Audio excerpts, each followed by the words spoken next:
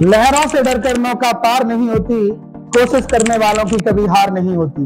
सभी को नमस्कार, मैं कटारा सर बहुत बहुत स्वागत करता हूं आपके अपने YouTube channel Katara defence academy पर। आज एक ऐसे शख्स हमारे साथ मौजूद हैं जिन्होंने ऐसा कारनामा करके दिखाया है जो हर युवा का अपने आप में एक सपना होता है। 2022 SSC CGL के परिणाम में पोस्टल असिस्टेंट पर भाई नियुक्त हो गए हैं। तो हमारे साथ दुष्यंत जी मौजूद हैं। फर्स्टली दुष्यंत जी बहुत बहुत शुभकामनाएं इस सिलेक्शन के लिए।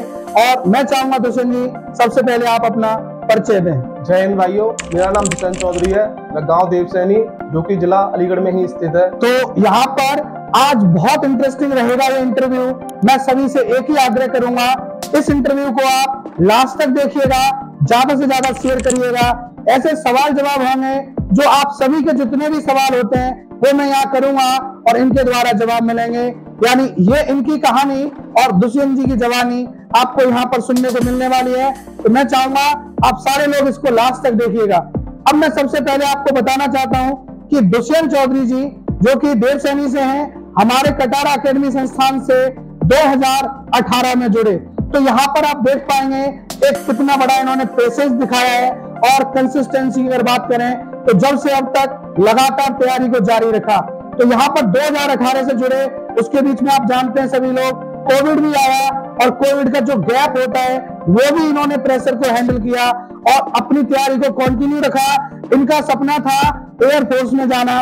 इन्होंने तैयारी हमारे यहाँ एयरफोर्स में की सबसे पहले, देन उसके बाद अब CGL में फाइनली सेलेक्ट हुए हैं। तो जब इन्होंने एयरफोर्स की तैयारी शुरू की, इनकी शुरुआत में थोड़ी स्थिति मुझे लगता है उतनी बेहतर नहीं थी, एक एवरेज स्टूडेंट थे, लेकिन धीरे धीरे तैयारी करके एयरफोर्स एक्स ग्रुप में 70 में से 58 स्कोर था इनका, 58 स्कोर यानी ये लेकर आए, जो अपने आप में एक बड़ी बात होती है।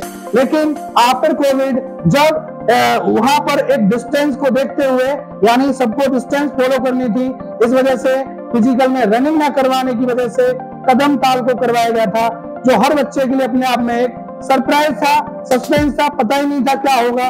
तो फिजिकल में जैसे इनको कदम ताल करवाया वहां इनको थोड़ी दिक्कत आ गई, जिस वजह से फाइनली एयरफोर्स में ये सेलेक्ट नहीं हो सके। लेकिन बड़ी बात आती है कि किस्मत मौका देती है लेकिन मेहनत चौका देती है। इन्होंने कर दिखाया और उसके बाद अपनी तैयारी को जारी रखा। बड़ी बात बच्चों के सामने ये आती है कि आजकल स्टूडेंट कोचिंग ज्वाइन करते हैं तो ये सोचते हैं अगले 10 दिन में सेलेक्ट भी हो जाऊं, यूनिफॉर्म भी आ जाए और 11वें दिन घर पे सैलरी भी आ जाए। जबकि ऐसा नहीं होता दोस्त, समय लगता है। सक्सेस एक दिन में नहीं लेकिन एक दिन जरूर मिलती है, उसके लिए लगना पड़ता है। तो इन्होंने साबित कर दिखाया कि इतने लंबे सफर को तय करने के बाद और फाइनली SSC CGL में पोस्टल असिस्टेंट के लिए ये नियुक्त हो गए हैं। तो ये बहुत बड़ी बात है अपने आप में।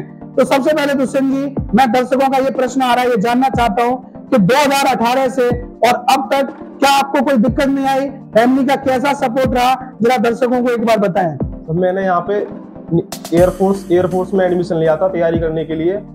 वहाँ पे तो मेरा 12th में ज़्यादा परसेंटेज ठीक नहीं था, 66% था 12th में, और मैं इंग्लिश काफ़ी वीक थी।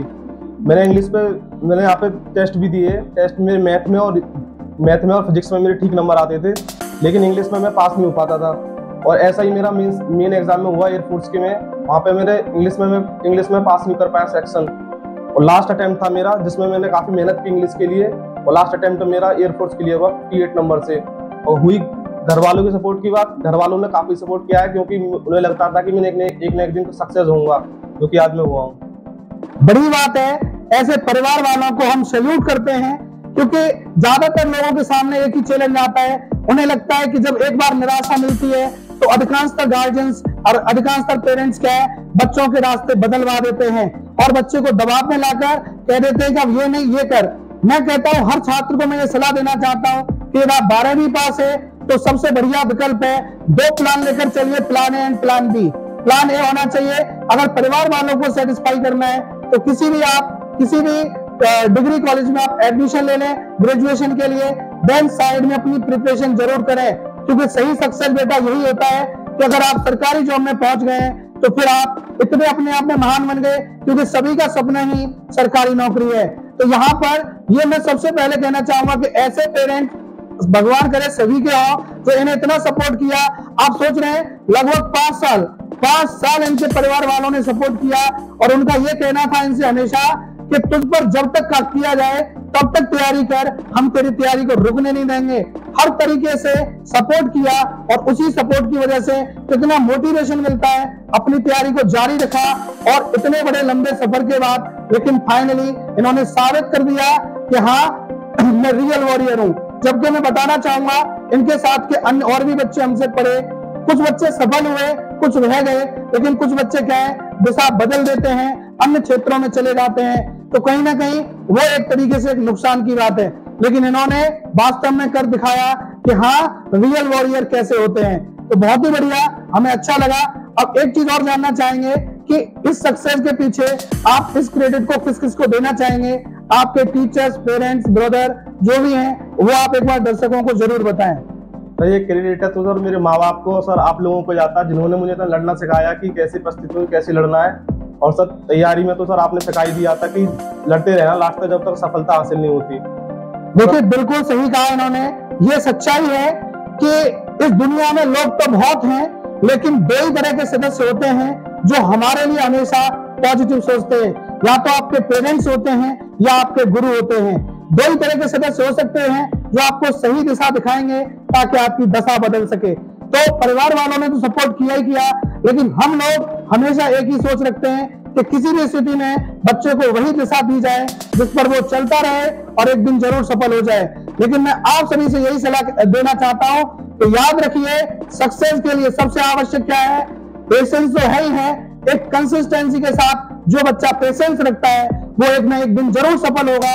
आप ध्यान रखिए, हो सकता है मंजिल के अपने बहुत करीब हो, तो वहां से ना तो आपको मुड़ना है, ना पीछे लौटना है, ना कहीं मुड़ना है, आपको थोड़ा और चलना होता है। ज्यादातर बच्चों के दिमाग में नकारात्मक विचार जब ही आते हैं जब हम मंजिल के काफी नजदीक होते हैं। तो दुष्यंत जी, एक प्रश्न और उठता है यहाँ पर कि जब इतनी लंबी तैयारी आपकी रही तो इस तैयारी में आपने कुछ सेक्रीफाइस भी किए होंगे। जहां तक मुझे लगता है बहुत सारी ऐसी बाधाएं होती हैं तैयारी में जो कहीं ना कहीं आती हैं, तो वो सब आपने किस तरीके से एक्सेप्ट किया था?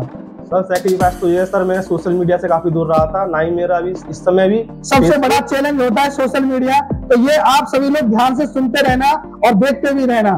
फेसबुक और ना इंस्टाग्राम पे भी मेरा अकाउंट नहीं है, ना ही मैं व्हाट्सएप चलाता हूँ। और सर सबसे बड़ा स्ट्रगल ये है कि जब पापा खुद के काम कर रहे हो और खुद वहाँ पे बैठ के पढ़ रहे हो तो बहुत बुरा लगता है, काफी ज्यादा बुरा लगता है।